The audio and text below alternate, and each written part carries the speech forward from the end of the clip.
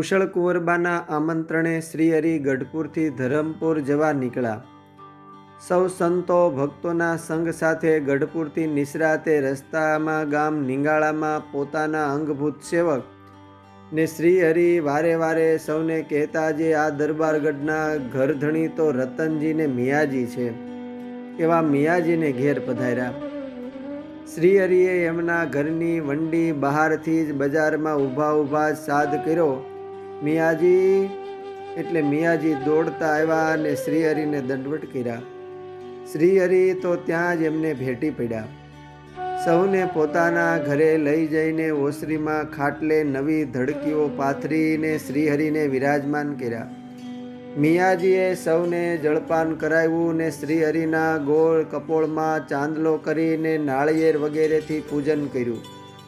શ્રીહરિએ મિયાજીના કુશળ સમાચાર પૂછ્યા ને ત્યાં વિરાજતા થકા જ અડધી હિન્દી ને અડધી ગુજરાતીમાં પત્ર લખી આપ્યો કે સંવંત 1872 ને માગસર સુદ 1 ને દિન મિયાજી રતનજીએ અમારી પધરામણી કરી છે.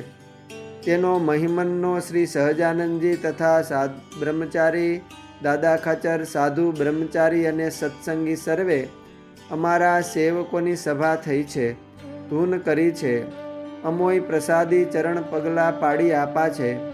મિયાજી મુસલમાન પણ અમારે સર્વે સરખા છે, કોઈ હિન્દુ કે મુસલમાન જાણતા નથી, સર્વે પ્રાણી સરખા છે. મિયાજીએ અમને આ લખા આપી છે એટલે મારા દાસ સેવક મિયાજીને અમારા વસન વગેરે પગ વગેરે પ્રસાદી આપી છે.